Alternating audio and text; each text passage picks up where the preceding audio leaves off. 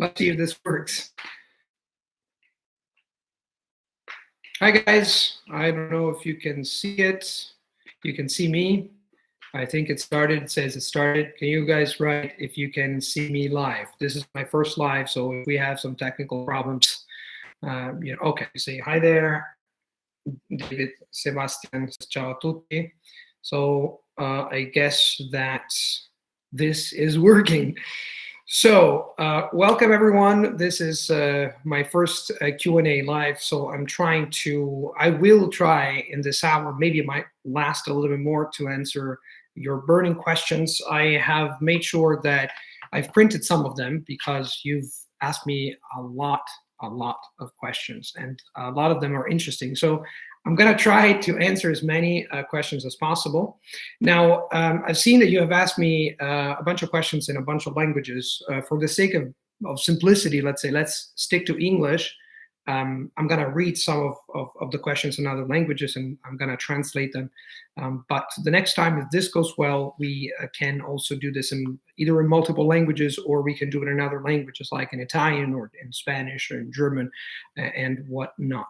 So I'm going to read the first question from the list of questions I have here, and then you can ask me, and I can select one of the questions there. And I see that you're writing already a bunch of questions. I'm trying to do everything at once is a little bit complicated, but let's get started. And plus, you're asking in a bunch of languages.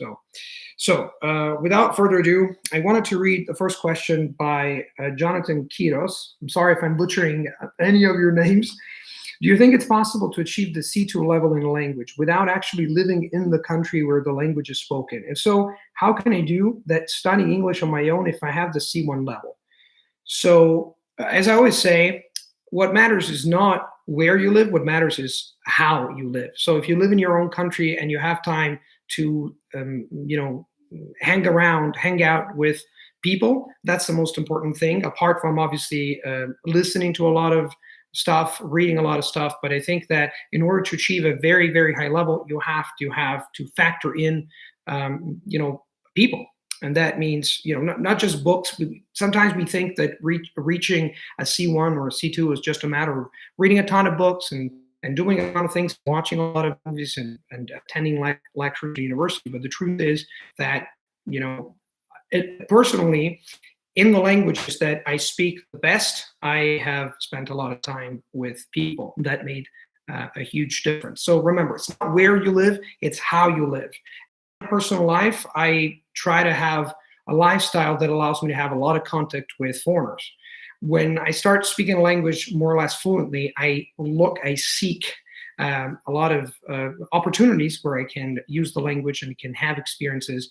The more experiences, the better, because that's ultimately what it's all about, communicating and living experiences with people across this beautiful world. So, Ugo, ciao Luca, hai qualche suggerimento per le persone che vogliono raggiungere maestria in portoghese? Non posso, guys, you're asking, it's too fast. Non posso trovare un buon manuale come Assimil per i studenti. So Hugo is asking a similar question, like, do you have suggestions for people who want to master Portuguese? Well, this is a complex question. I would say that what you should do first is, get a good language learning material so that you can get started, and then you can make progress. I would say we have Kevin is a colleague of mine. He's here in the chat. He's moderating the chat, and since I unfortunately cannot do 10 things at once, he's gonna put some links. So Kevin, if you're there, and I think you are, you can add the list of resources on our very same website, lucalampariello.com. We have recently created a list of resources for a number of languages. There's at least 15 languages. So actually you can go there, you can click, and you can check the resources for Portuguese or for any other language. But I would say that in order to get started, you need to have one good resource for your target language. That's, I would say, the most important thing, to start with a good resource, because normally we have too many resources and we tend to grab this resource here, this resource there, and then there are too many, and we end up not doing much with any resource that we have. So Hugo, to answer your question, if you look for if you click on the link, or if you go directly to lucalamparello.com, you will see that there's a resource section. You can click there and you will have a lot of resources for Portuguese, and the resources that are stated there for any language are the resources that I personally like. So let me ask a question here. So I see you guys asking a lot of questions. Someone's asked, "Come va con il danese?" How's it going with Danish? You're not the only one, Luca, who asked me. Luca JH. I'm going to get to that. I'm going to read another question here, which is really interesting, and this is a very common question. How to always find time for language learning for students? Actually, the question should be how to find time for language learning in general. It's not just for students, because you think that you're very busy when you're a student. True. I was very busy when I was studying engineering, and I was like even going to college, to liceo scientifico. But the truth is that life is hectic no matter the period of your life. So I think that one of the things that I always recommend my students is to plan beforehand, meaning that if you do not plan your time, then you're a slave to time. Meaning that in my personal case, what I do, for example, is that every Sunday, and I do it tomorrow, I'm going to sit down for 30 minutes. It doesn't take long. So for 30 minutes, I'm just going to sit down and I'm going to think about what happened the previous week. And I'm going to think about ways to improve upon the way I use my time during the previous week. And that helps me manage my time better. And the other thing is that if you're running out of time, it's because probably you're not managing your time correctly. There is always time to do the things that you want to do. Maybe you're going to the gym and you like going to the gym. You find time for that. So for language learning, if you find yourself studying the whole day and then being absolutely devastated and absolutely tired, you're just exhausted because you've been studying the whole day, then you should think again, and you should think about a way to improve language learning. Maybe it's some time of the day. Maybe you're going to wake up a little bit earlier to squeeze in language learning in the morning if you can. This is what I've been doing. I've been perfecting my language learning calendar or schedule over, I would say, in the last 3 years. And I realized last year, I'm going to make a video about that I was not finding time to learn Hungarian because I was tackling 3 languages at the same time, Hungarian, Greek, and Danish. And then I thought, hold the phone. Wait a second, there's something wrong here, and I have to manage my time in a slightly different way. And then I found a solution. So it's always a matter of organizing your time. You always have to think, how can I organize my time better, prepare in advance, use Saturday and or Sunday or any day in which you have less things to do to carefully think about how you use your time, because that makes a difference. I always say, people ask me, how do you learn this? How do you learn that? Well, first of all, before thinking about improving your language learning, before fixing your language learning, you should fix yourself. This is a big lesson I've learned, that when I didn't find time to learn languages, it's because I was not caring on myself, my health, my time, my energy, and whatnot. So let me see one of the questions here. So I'm going to do, one of the questions here, one of the questions there. This is Nicola Storgato asked me, qual è secondo te la migliore app per imparare una lingua? Busuu, Babbel. What's the best app to learn a language? The truth is, guys, I do not use apps.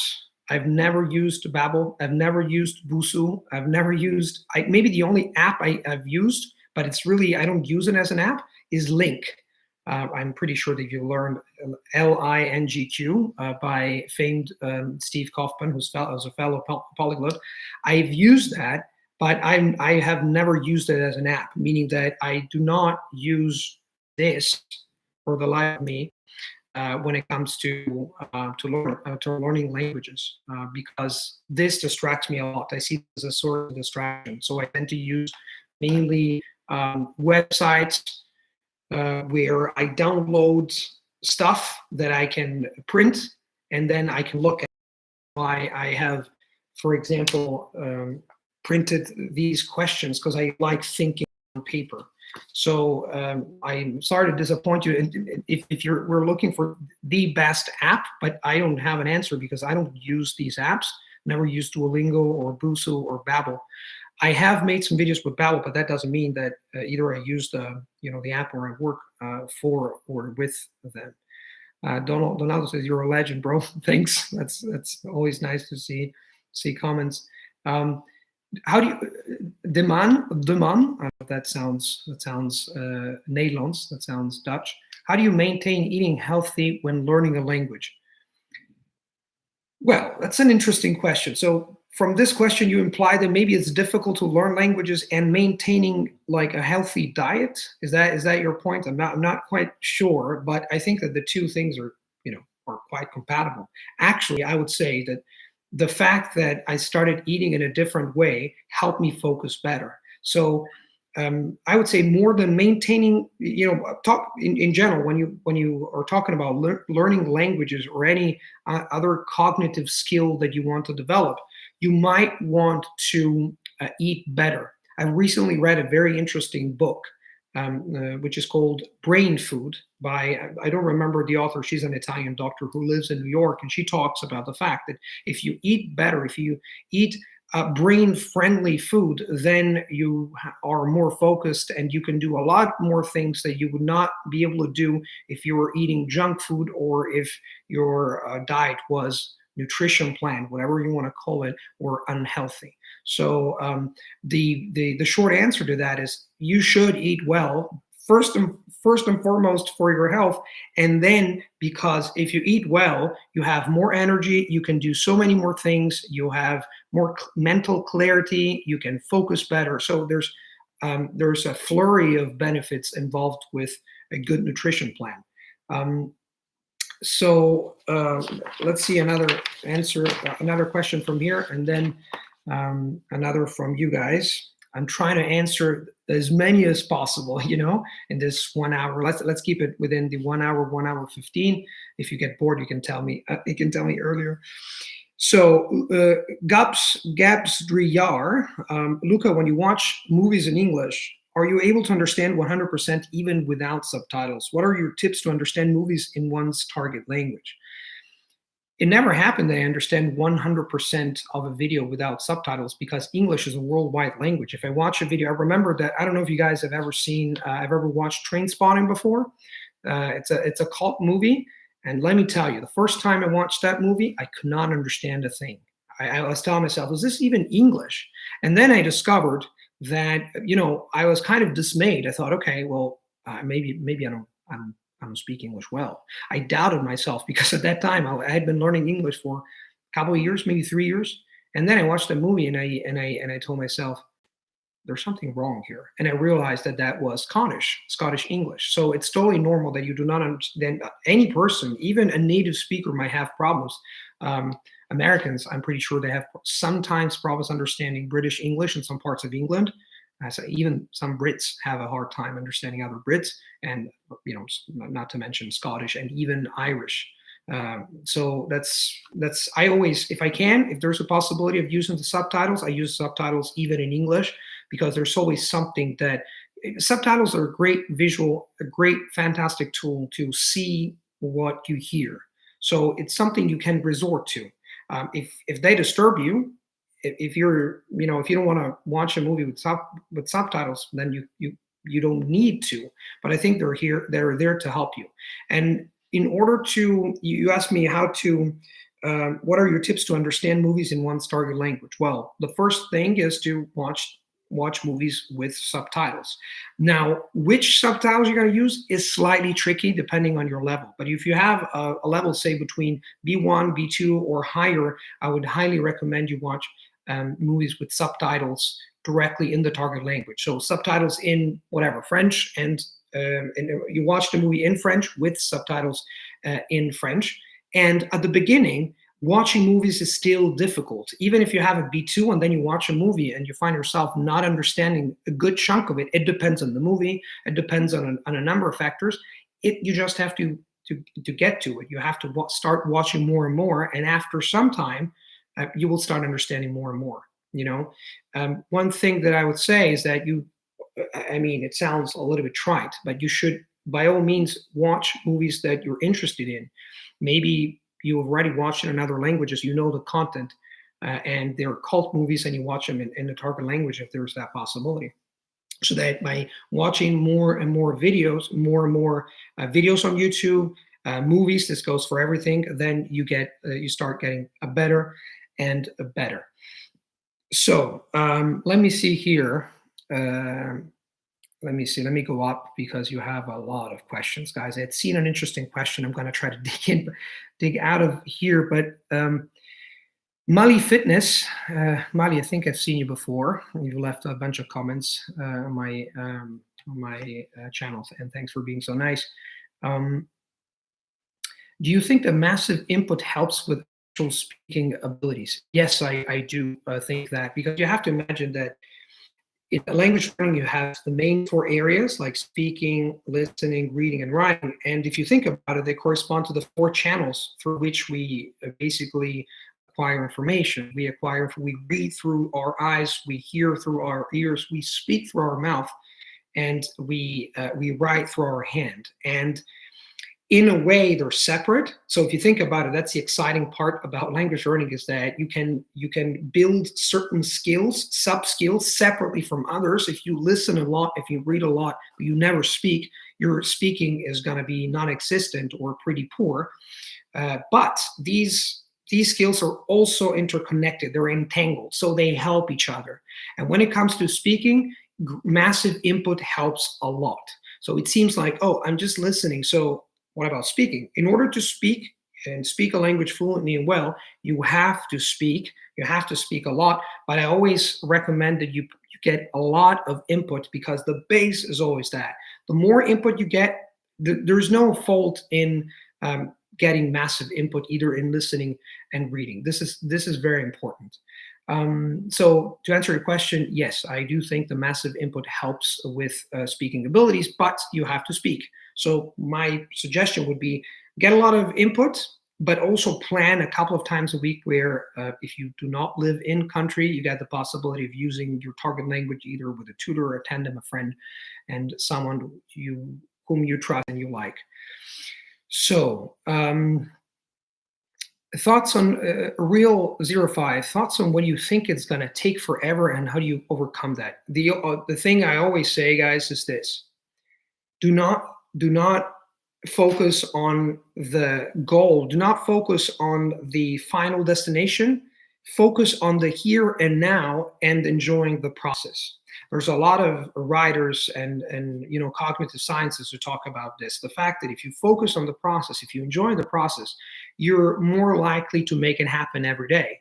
Imagine a writer who wants to write a book, and he constantly says, when am I going to get finished? When am I going to get finished? You know that in the movie Shrek, that the donkey goes like, are we there yet? Are we there yet? That's kind of, if you think about it, it's a metaphor for impatience. Like, are we there yet? And a lot of my students and a lot of people in general ask me all the time, when am I going to be fluent? When am I going to get B1, B2, C1, C2? It doesn't really matter. Think about that. Language learning takes a long time. It's a long road. I know it's trite to say, but I have to repeat it. It's a marathon.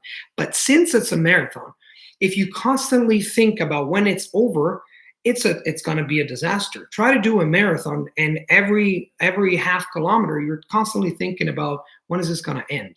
Instead, you should enjoy the ride. So it takes a long time. You can speed up the process. I always see it as a distance you cover in a way, but you have to, if you have that mentality that it will take time, then you're going to relax. Imagine you're going to sail on a boat and you're moving from, say, Gibraltar, right, in Spain, to the United States. It's going to take you a long time. So just relax on the boat, and you just can, enjoy the ride, or enjoy the sail, or whatever. Enjoy the trip.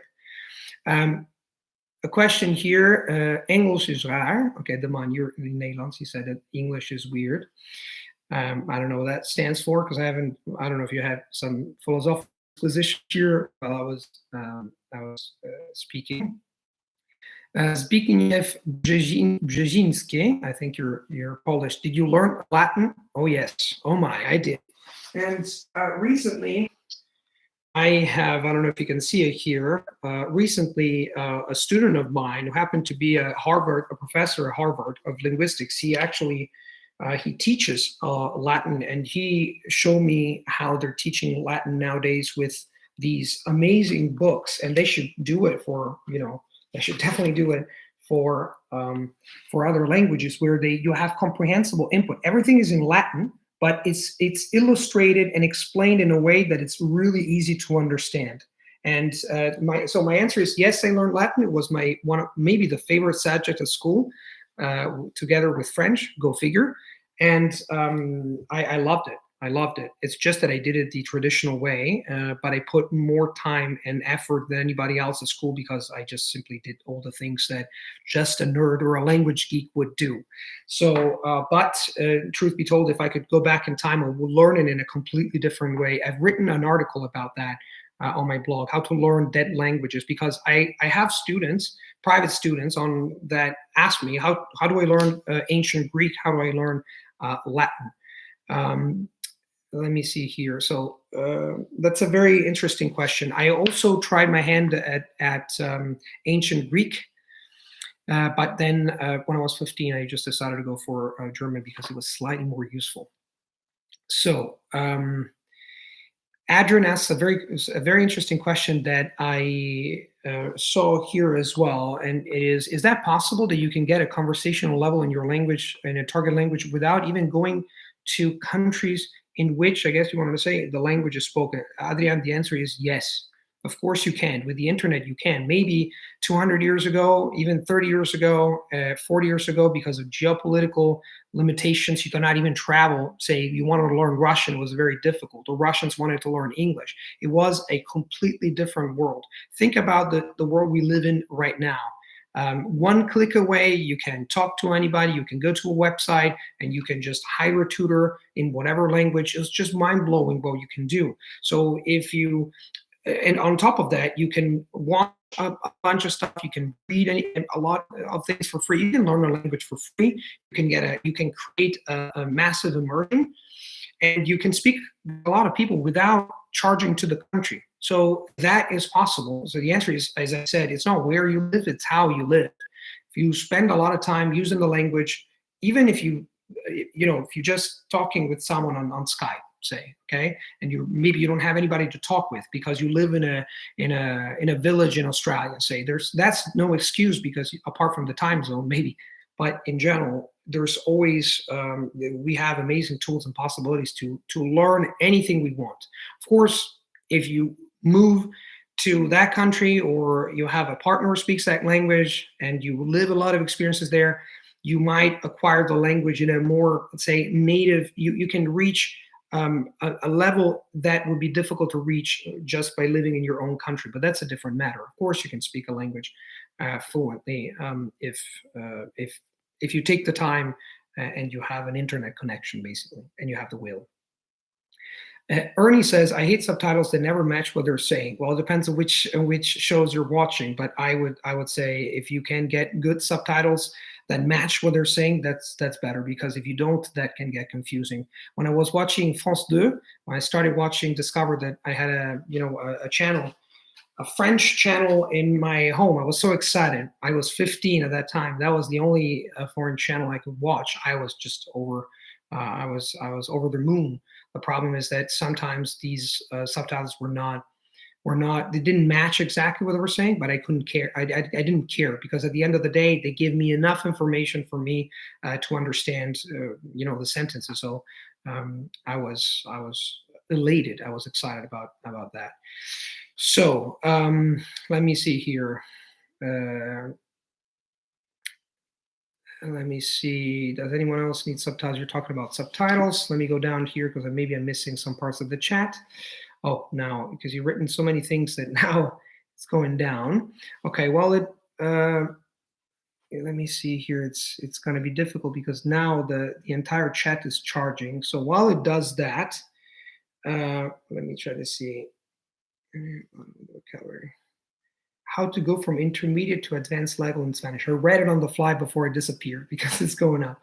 Well, that's a complex answer. I would simply say that if you want to move from one level to another, you have to put in deliberate practice, meaning that if you get stuck for whatever reason, and you can't go to the next level, you should change the way you're learning. So in other words, if you're say you're listening, just listening and reading, and you think that that is enough, then maybe it's time to speak. Going back to one of the questions that someone asked about how my Danish goes, I will talk about this in most probably in the next videos, where I'm going to talk about my updates for 2021 and for what my language plans. But for Danish, I would say that one thing that really changed is that I looked back, I got stuck. I started learning last year, I think it was September 2019. It's almost 1 year and a half, actually. And then I started learning with Asimil. Then I did Pod 101. Then I started watching YouTube videos. And then I got stuck. It's odd. It's a little bit weird for me because I love languages so much. But then I just told myself, okay, I have Greek and I have Hungarian and I have this and I have that. And I told myself, wait a second, this is too much. So I stopped learning Danish. And then I said, why did I stop learning Danish? And the reality was that I stopped because I was not speaking it with anybody. So I didn't want to, I was making the same mistake that I had made with Romanian. Without anybody to speak, I was not getting excited. And the reason why I hadn't started is because I thought that I was doing too many things at once. And so I just decided to hire a tutor. And now I started speaking Danish finally a couple of weeks ago. It was 3 weeks ago, and I got super excited. So if you want to move from a level to the other, what you need to do is you have to get all the areas of language learning: speaking, listening, writing. What was the fourth one? Reading, listening, speaking, and writing. And for each area, you have to design other activities that you haven't done before that are slightly more difficult than your current abilities. There is, I don't know if I can find it here. I will do a book tour, because everybody's been asking me about the book tour. But I can't see. Oh, I can see it now, so I can show it to you. This is one of the best books. I don't know if Kevin, maybe you can put the. I have also a page also on Amazon that shows all the books that have changed my life. If you want it, Kevin, maybe you can provide a link. And here in this peak, this guy. Well, there's two. He explains. If you guys love reading, you should definitely read this book. This is a book that can change your life because it explains exactly how you can, be the best of the best. When people complain that, oh, that guy's just too good, he's just too talented, you should read this book that, dispels all the myths surrounding the concept of talent. Basically, the best of the best know how to learn either motor skills or language learning or any other cognitive or motor skills. Chess, and talks a lot about chess and the Polgar sisters, how these little sisters became the best of the best in chess because their father just put an ad searching for a wife who would actually help him raise chess champions. So, sometimes, and Malcolm Gladwell as well. Byron, you said outliers references that professors as well. Yes, Malcolm Gladwell, if you ever heard of him, he's also a wonderful writer that talks about these kind of things and talks about possibilities, talents, dispelling a lot of myths.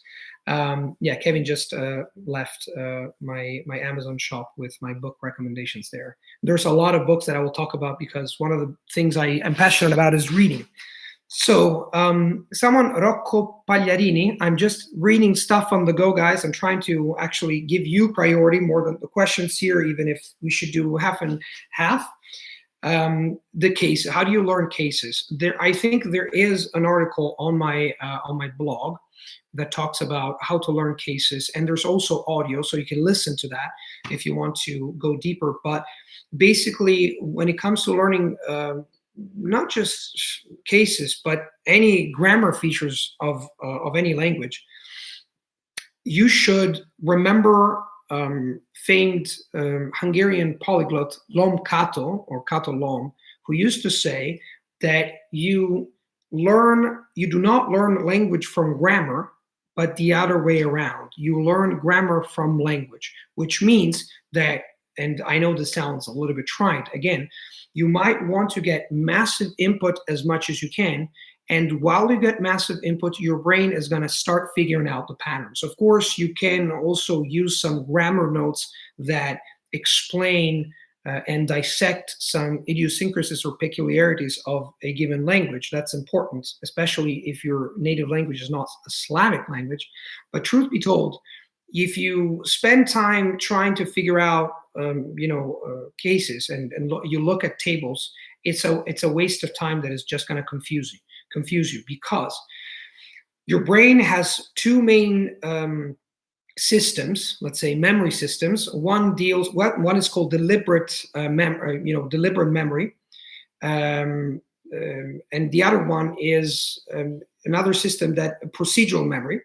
So basically, declarative memory and procedural memory. So declarative memory is about the things you know, and procedural memory is the things you can do.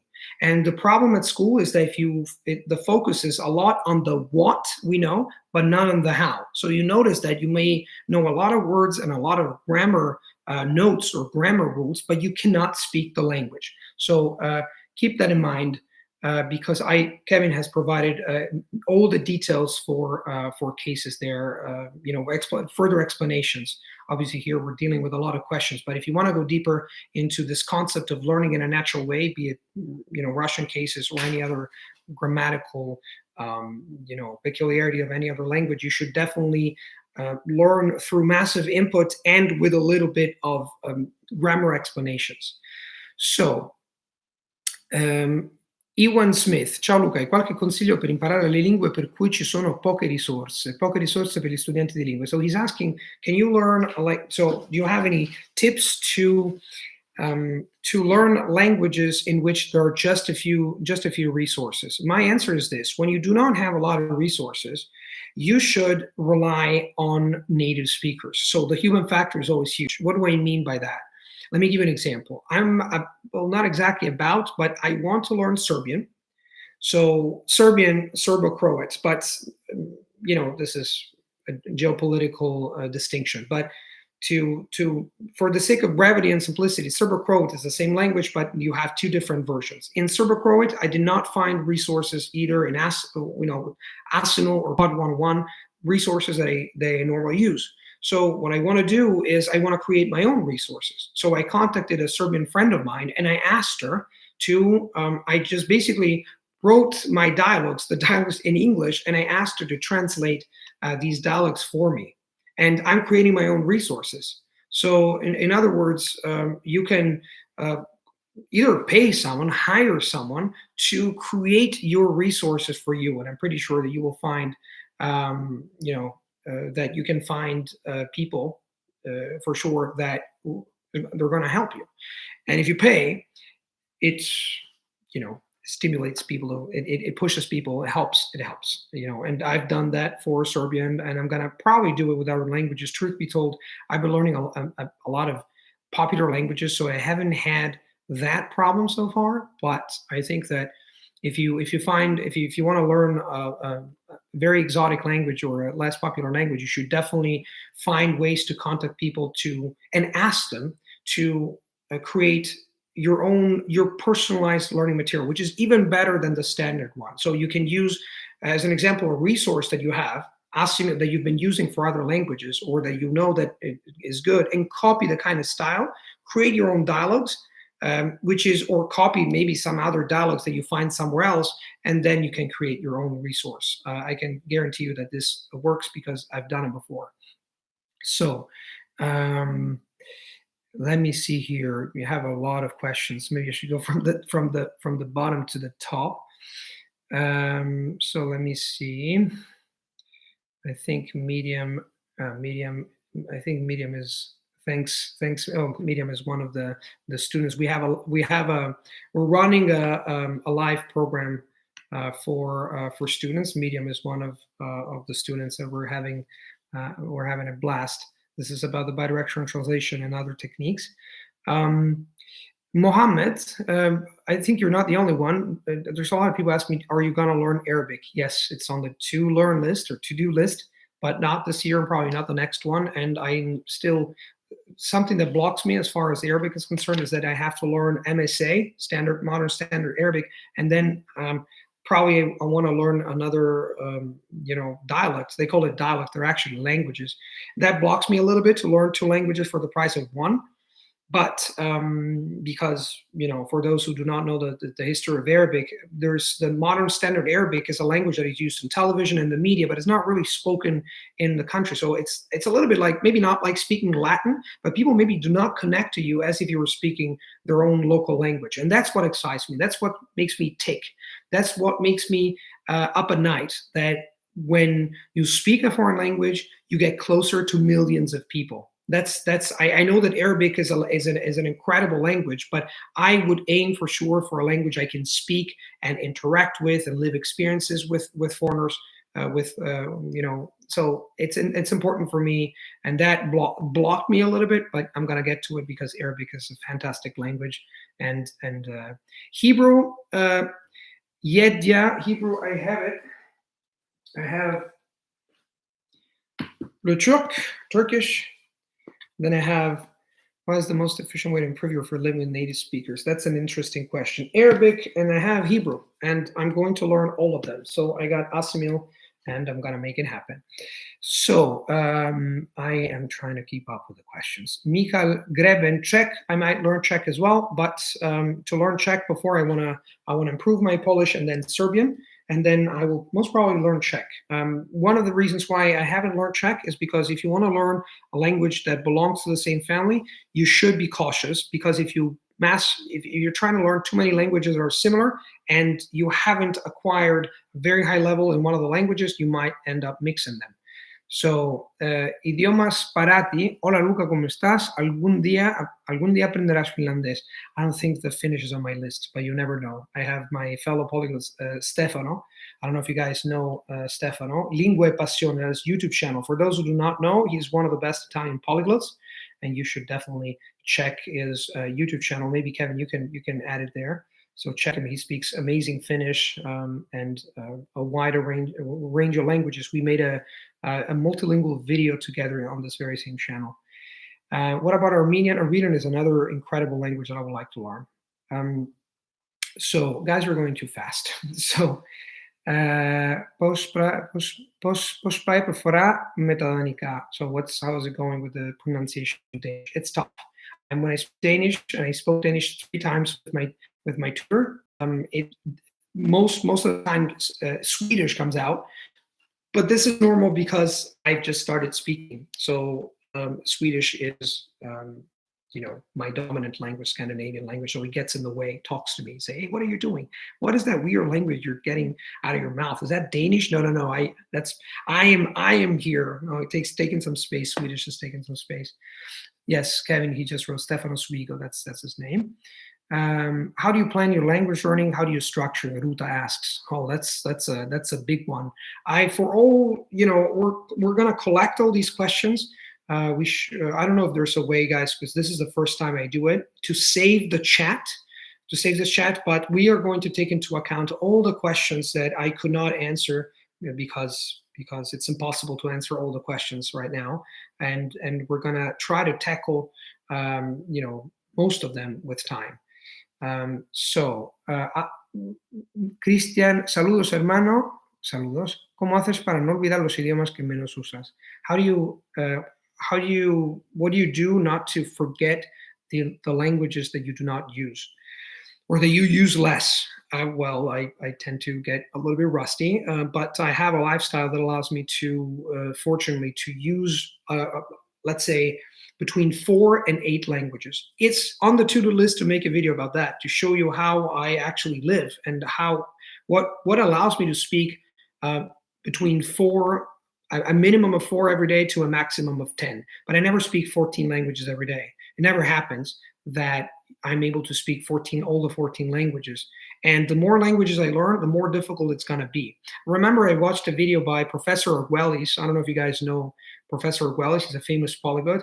And I remember that he was like, there was Babel No More. That's a book about polyglots. And the author interviews Professor Arguelles, asking him how he deals with language. And he goes like, I do Latin for 15 minutes, and then ancient Greek for 15 minutes, and then I do Chinese for 15 minutes. I was extremely impressed by that video, and I'm extremely impressed by his discipline. But it's not really realistic for the average Joe, and it's not even realistic for me, who I'm a language buff without a doubt. I spend a lot of time in language learning, but I am not. You see me now, and you see me through YouTube, so you see me as a language learner, but you do not know what I do in my day to day,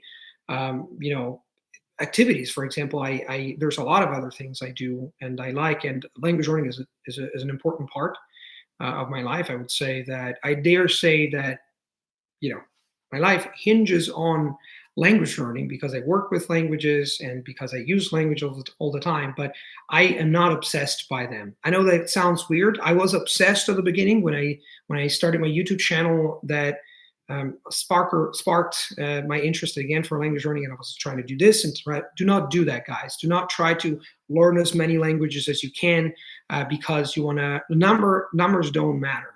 What matters is how you're using the languages, and you have to ask yourself, how is this language making a difference in my life? That is the kind of question you want to ask yourself. Let me see. Ziomek, cześć. I'm almost B2 in Hungarian. Do you think I can start Chinese now from scratch if my goal is to reach C1 in both of them? By the way, in Polish, I can have conversation practice with you for free. Thanks. You can start Chinese from scratch. I don't see any reason why, if you're learning Hungarian, you should not start learning Chinese. These languages are completely different. The only question you have to ask yourself is, do you have time to tackle both languages? If you're going to start learning Chinese, make sure that you keep hammering on Hungarian. That's the trick. That's the difficult part, because we tend to say, okay, I'm going to do that. I'm going to tackle another language. But especially if you want to move from B2 to C1, that is going to entail a lot of activities for Hungarian. And then on top of that, you're going to have to learn Chinese as well. So my answer is, of course, you can do that if you have the drive, the will, the time, and the circumstances are right. So you can do that. Nicola Storgato, adesso sei in Italia o all'estero? I am in Rome. This is my apartment, and I'm gonna go to Poland as usual at the beginning of May, and then I'm gonna probably stay in Poland for 3 months, which is my favorite country in Europe right now. So let me see here. Derek Kwok, what strategies for working with tutors for speaking practice? I couldn't read the rest because it was buried by the other questions. This also takes some time to reply, and we don't have that time. But I think we have one. One nice piece on our blog. I think, Kevin, is like how to work with your tutors, if not even two, and we even have a couple of YouTube videos. But to sum it up, to go straight to the point, I would say that one thing that you do not want to do. So let's start with the things you do not want to. You should not do is just to walk in a conversation with your tutor without knowing what to do. So let them lead in a way. You want to lead yourself. We come from years and years where the teacher is at the center, as it's like a solar system where the sun is at the center, and and the planets orbit around the sun. In our new system, your tutor and you're like two planets, or maybe two stars orbiting around each other. So the center of gravity, the center of cognitive gravity, I would call it, is in the middle. You should take initiative, and you should come up with things you want to do. So it should be conversations about stuff you like. I always prepare things beforehand with my two wonderful Hungarian teachers, Greek tutor and Danish tutor. I always prepare my lessons beforehand. I always choose what I want to talk about. And I always take 20 minutes before the lesson to prepare a few notes about a few sentences or a few words that I want to use that I do not know, so that I can facilitate the conversation. Because if I tackle a topic that I love, but I don't know much about, or that I know a lot about, but not in my target language, then I'm going to struggle too much. So you want to find yourself, first, you want to prepare the lesson, lead, ask your tutor to give you the possibility of choosing. If you find a tutor who tells you, and this, guys, has happened a lot of times with my students, they go like, I have a tutor, but my tutor wants to spend all the time reading grammar, reading like a book and telling me how the grammar works. Do not, for the life of you, accept something like that, because grammar you can read it by yourself. So with your tutor, you should just do stuff that is about speaking. So Kevin, I think Kevin is the author of that on the blog. So let me see. Как вы выучили русский язык? Сколько часов в день вы читаете? So someone, it was buried there. How many hours were you spending learning Russian? It's also in one of the questions here. I learned Russian basically starting with Arsenal in 2004, and I almost gave up. And someone asked me here, I don't remember where it is, but someone asked me about, what should I do when it comes to using a keyboard. So I almost gave up how to use a keyboard when you're learning a language with a non-Latin script. And this reminds me of Russian, of what happened in Russian in 2004. I almost gave up because I was painstakingly typing each letter because I hadn't downloaded a Russian keyboard. And my advice is, first, to answer this other person's question, my advice is to, guys, download a keyboard, phonetic keyboard, so that you can type from the very beginning and start typing, start forming sentences that you like, because that helps you. It's maybe you can even retype some sentences that you see on a language learning material, because this helps you figure out how the language works. And it's fun. It's not, you don't have to write anything by hand. You can start typing directly in the target language. And maybe if you want to handwriting is a different ball game, is a different matter. But you can start by typing.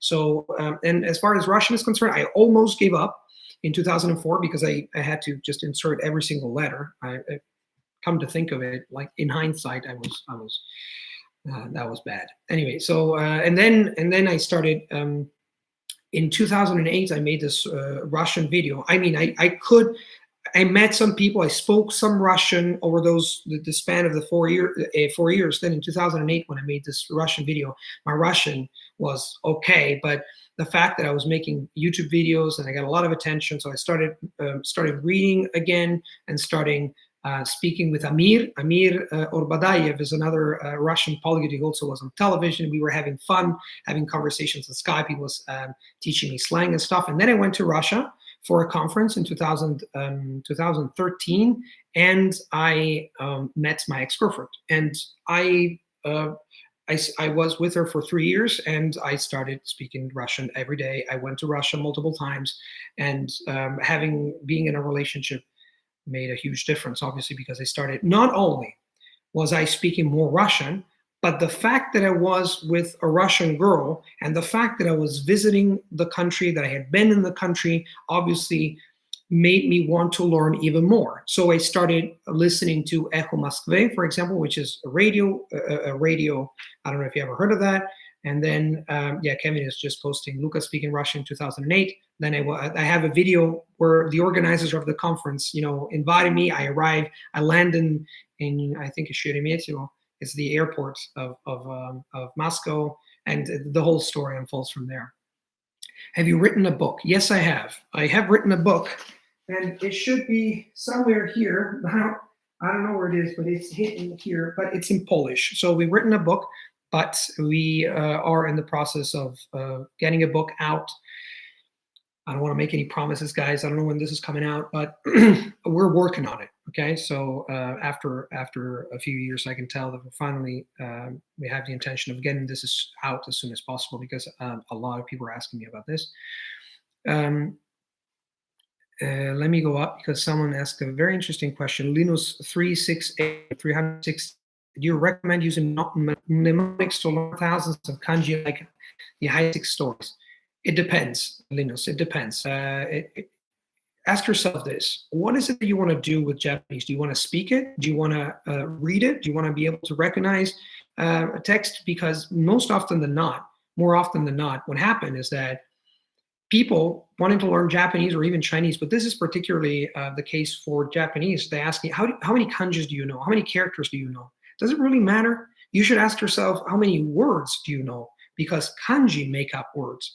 And if you want to learn how to handwrite kanjis, well, then you can use mnemonics, and mnemonics are good. But for speaking the language, understanding texts, memorizing how words are said or even typed, you don't need any of that. So, yeah, if you want to use memory techniques, by all means, they do work, and they're beautiful. Luca Toma, I don't know, Kevin, if you can provide a link. Luca Toma is a friend of mine.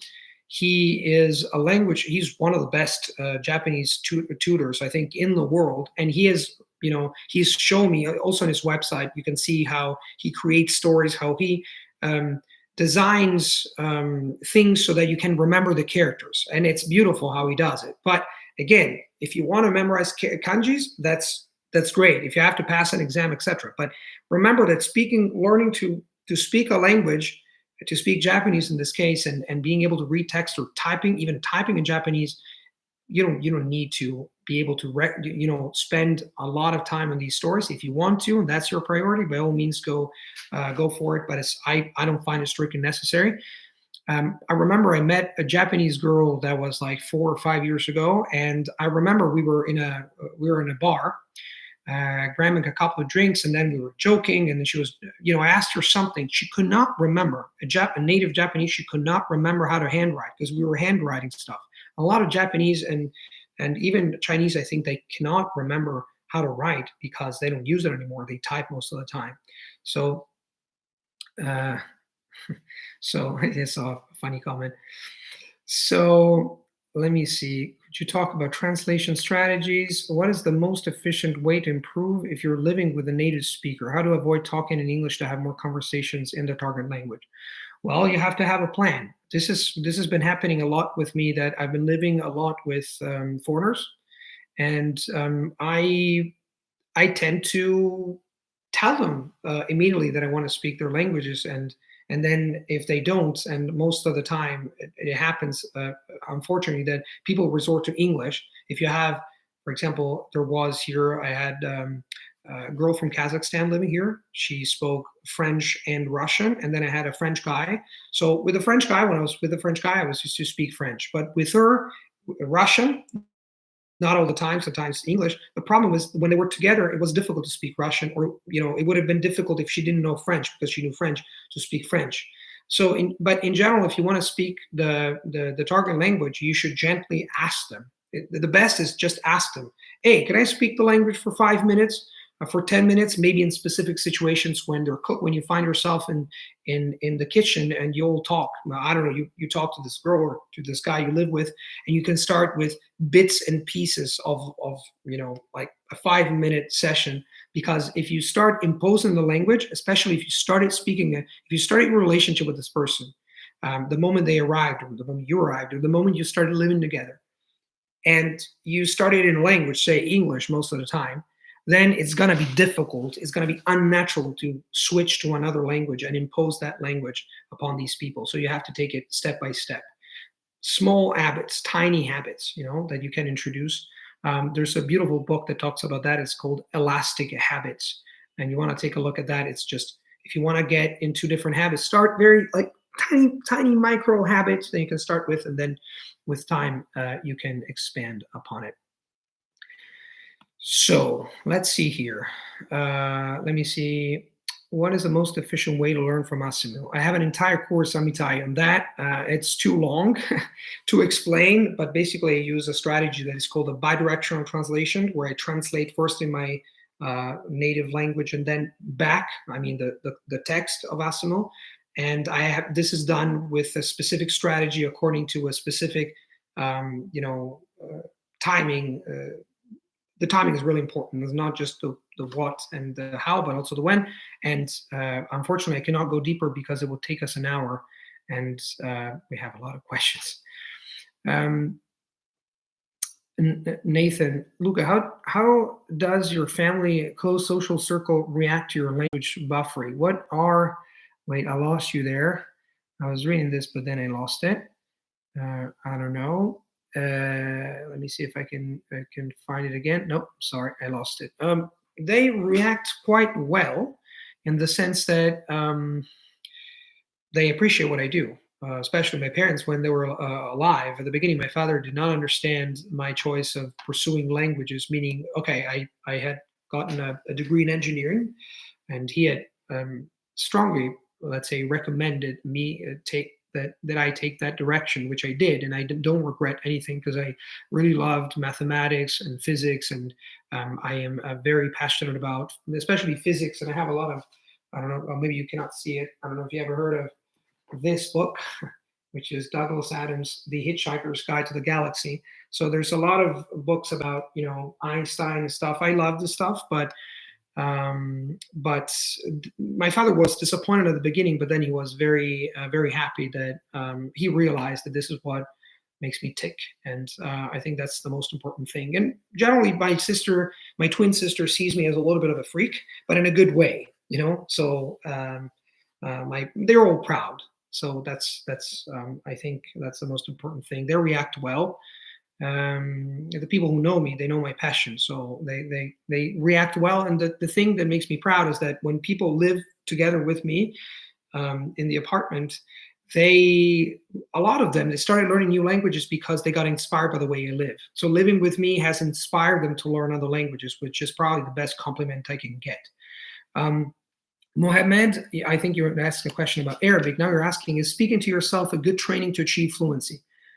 Yes, it is, but you have to know how to do it. If you know how to do it properly and you just don't randomly talk to yourself, it's an amazing tool that can skyrocket your language skills. And maybe one day I'll make a video about that. I'm training my students. I will train, this, in this live program that we're doing right now. I will show them exactly how to do that. But yes, there are ways that you can use. You can design. There's a plan you can design to start talking to yourself, and it makes a difference. In my case, it's making a huge difference. Especially, I've been using this with Greek. Now I'm using this with Hungarian, and I'm most probably going to be using this for Danish. Then Vichan, this is a sweet encouragement from family, is one of the best forms of motivation. Yes, sometimes I've heard it from a lot of Americans, not so much in Europe. I don't know, guys, from the other side of the pond, if this is true.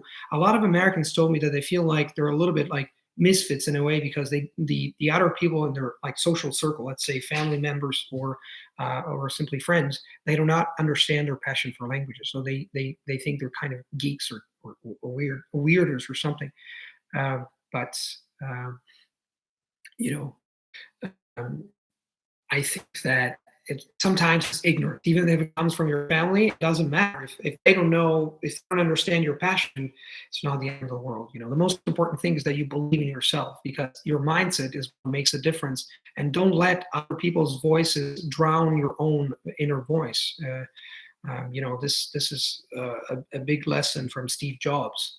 That one of in one passage he talks about this as a very beautiful passage. And I think that at the end of the day, you can listen to other people's advice or other people's opinions or other people's comments, but at the end of the day, you have to listen to your heart. That's the only voice that really tells the truth, is the voice that resonates in your mind and in your heart. Erol, hi Luca, greetings from Turkey. Hi, are you still planning to learn Turkish? Yes, I am. I show the le turc, c'est en français, it's in French, but yes, it's one of the languages I want to learn, definitely. Andre, does it pay to use a book for mastering sentences structure, such as Glossica? I've never used Glossica, so I do not know, but using some let me show you here if I can find it. Yes, so using some books, I have my library here, so it's easy to find. So this is Japanese Sentence Patterns for Effective Communication. This is one of the best resources you can find for Japanese, because it helps you build sentences. This is not a travel guide. This is not just how's it going, or can I order this, or can I order that? It explains the mechanics and dynamics of forming sentences in a language like Japanese, and it's one of my favorite books. It's called Japanese Sentence Patterns for Effective Communication, and it's beautiful because it talks a little bit about grammar, but it mainly focuses on communication, and that's the most important thing.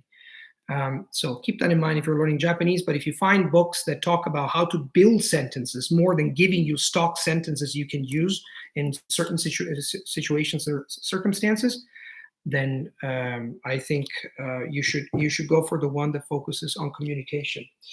Okay. I don't know if this is still working. I hope so. Which city do you live in? I live in Rome. If you can hear me, because uh, it interrupted the communication. I think now is.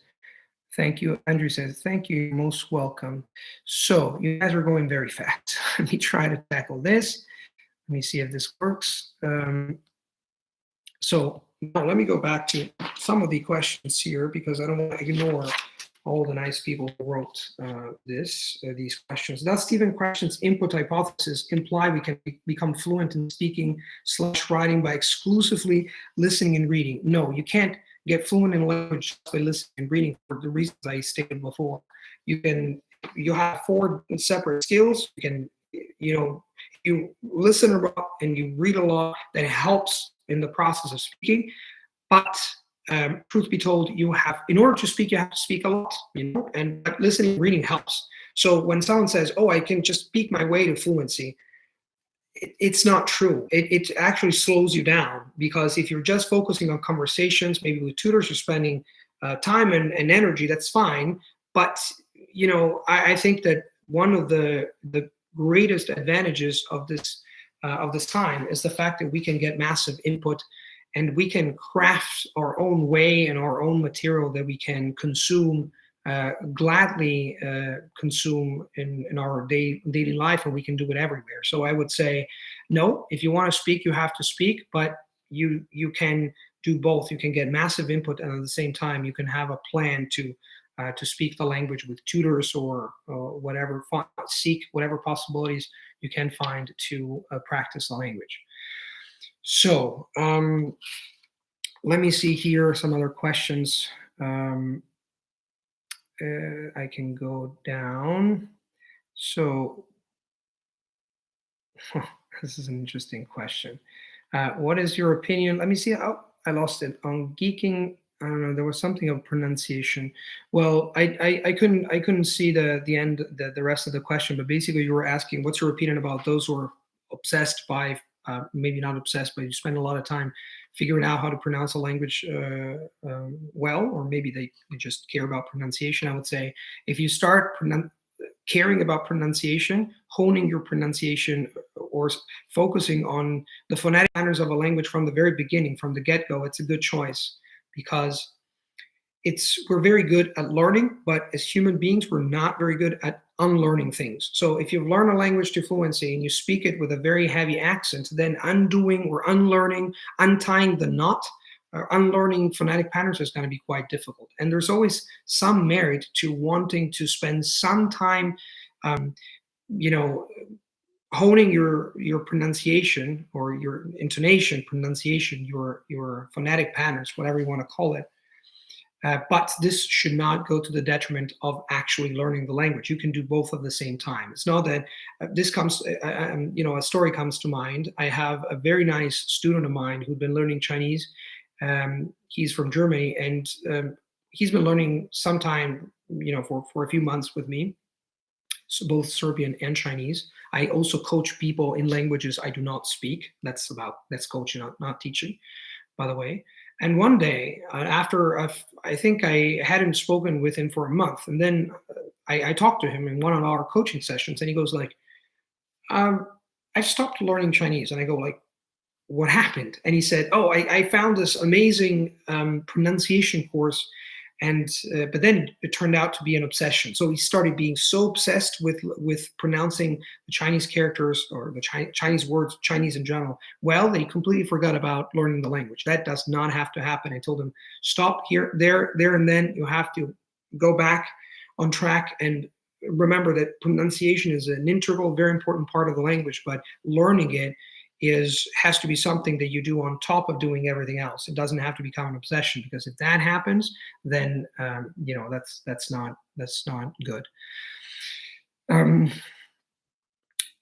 What is the best word method to learn from it? Okay, so let me let me see here. Do you think Hebrew is useful to learn than Farsi nowadays? I gotta confess that I am not sure if Hebrew is gonna help you with Farsi. I suspect that it might not be the case, but I gotta confess that I do not know because I don't speak. I know that Hebrew is a Semitic language and Farsi is a language on its own, you know. So I cannot really answer this question to tell you the truth. How come nobody ever learns Hindi, Christopher? I have three students who are actually learning Hindi. There's a lot of people. Maybe you don't know a lot of people learning Hindi. Um, Let me see here. What is your opinion on geek out on phonetics to sound better? That was the question that I saw now. So how much does IPA look? Oh, wait, that was an interesting one. I can't see it anymore because there's something with this chat. So I take a look at something and then it goes up. I've always wondered if Anki is better than an actual notebook. I use notebooks to learn words. I have a technique to use notebooks. I don't use Anki at all. A lot of my students do not like Anki. Some others do. So I think if you want to use it and you like it, by all means go buy. I've never used it, so I can't really tell. But if you want to commit words to your long-term memory, you have to use a system. You have to repeat somehow with Anki or without. So let me see here. Hi there, Luke. I've been no. So do you prefer learning a language in depth for a couple of years, or do you learn some languages just to a basic level? Speak languages and travel the world. Beautiful. That's a beautiful beautiful name you have there. I do not dabble in languages. If I start learning a language, I want to learn it to fluency because the moment when a language becomes exciting for me, really exciting, is when actually I can start using it with people. So if I embark upon the beautiful quest of learning a language, I do it with the idea in mind that I'm going to be learning it for a long, long time. So, what's your opinion on Fluent Forever? I saw that question before it disappeared from my eyes. I have it. I have it somewhere here. I think it's a great book. I've even personally interacted with this author, Gabriel. I'll never know how to pronounce Gabriel. Anyway, he's a great guy. I think the book is great. The last part is not for me, meaning that he learns through flashcards, which I do not use. So I didn't really, I I was not particularly excited about the second part of the book, but whatever, he basically lays out the theoretical framework, and then he talks about specifically how he does things with flashcards. I do not use that method. I've never used flashcards, but I think that what he says in the first part of the book, laying out all the various techniques and principles, is spot on. So what else here? Okay, I'm trying to stabilize the chat. Wait a second. Let me see if this works. Okay. I do have a heavy accent in German, and I'm a higher level. How can I improve my accent? I said but before that, not to sound discouraging, but if you have a heavy accent, if you've been speaking the language at the C1 level, it's going to be difficult to unlearn the way you speak to speak in a different way, because every time that you speak, your brain goes into automatic mode. There's a part of your brain that has to do with habits. So when you form sentences, your brain resorts to a certain kind of circuitry that has to do with basically speaking, speaking automatically. And when you speak automatically, you've noticed this in your own native language. One word follows the other. One word leads to the other, and your phonetic patterns, you follow certain automatic phonetic patterns, and it's going to be really difficult to undo them. So I don't know if the game is worth the candle in this regard. Let me go back to a couple of other questions here that I wanted to address. We're getting to 1 hour and 15 minutes. Let's keep it to 1 hour and 30 minutes, and then even if you were asking so many interesting questions, and I got so excited I could talk for the next 5 hours, to tell you the truth. But I have to call it quits sooner or later. What is the best way to learn a foreign language through music and games? I would just say that if you choose games that you like, and you choose music that you like, well, then that's already a good step. A good beginning, a good start is half the battle, let's say. And the second thing is that you should aim at comprehensible input. So in the case of songs, what I would say is listen to your favorite song, choose music you like, and then go to write just the title of the song, lyrics, and print or just take a look at the text of the song so that you can actually see it, learn it, understand what it says, and then you can keep playing and maybe even keep singing. For games, maybe you can play the game in a language you know well, and then you can play it again in a language that you know less well. If you know the language at a higher level, you can use it directly in the target language. I think I remember that I started before I stopped using playing games, because playing games was one of my biggest passions. Then I realized that it was sucking a huge amount of time. I remember that it was a record. I think I spent like almost 24 hours just playing games, because I had my tonsils removed. That happened, I don't know, 10 years ago. And my, it was so painful, to swallow anything, that in order to forget about the world, I started playing like 24 hours. And that was the moment I realized that, that was a little bit too much. But if you like games and if you spend a reasonable amount of time with games, that's a great resource that you can use to kill the proverbial two birds with one stone. On the one hand, you're playing a game you like, and on the other hand, you're learning languages. Advice to learn Hungarian for beginners. I would start with Asimil for Hungarian. It's great. It's a little bit outdated. It's a little bit old.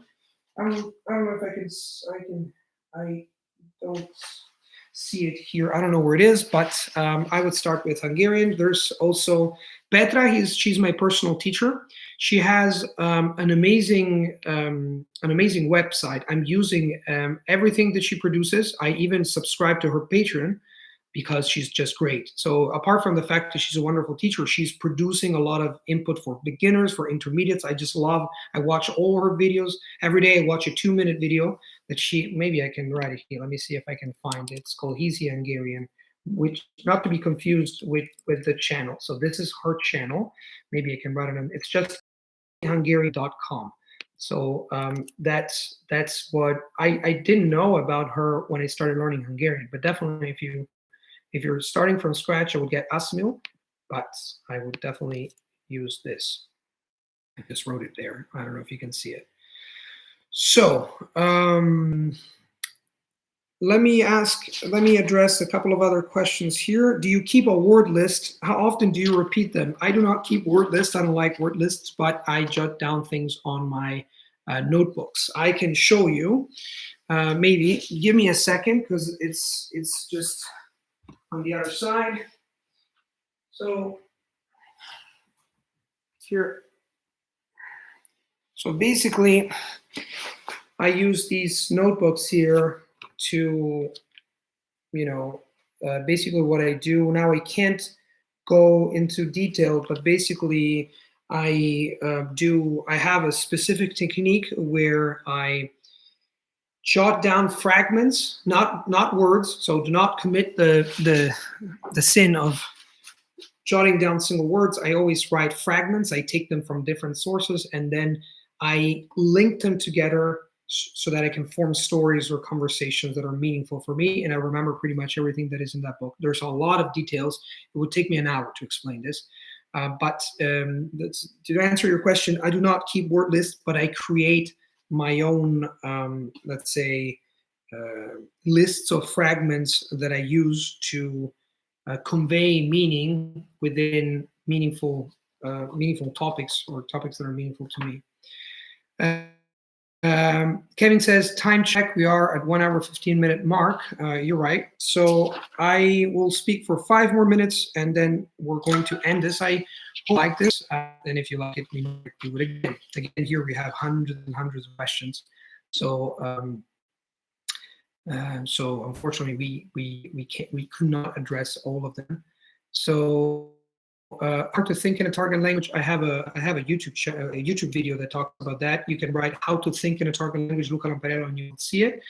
Have you ever read Alice in Wonderland in different languages that translate? Yes, I have. I have Alice in Wonderland somewhere here in multiple languages, and I also have Harry Potter. To tell you the truth, I've just read the first book by Harry Potter, but I have it in multiple languages, and obviously The Little Prince, I have it in Chinese, Russian, and Hungarian, and all the other languages. And I also have it. You can see it in Hungarian. I have it in this is it in Russian. So, for example, I read it in multiple languages. It is one of my favorite books.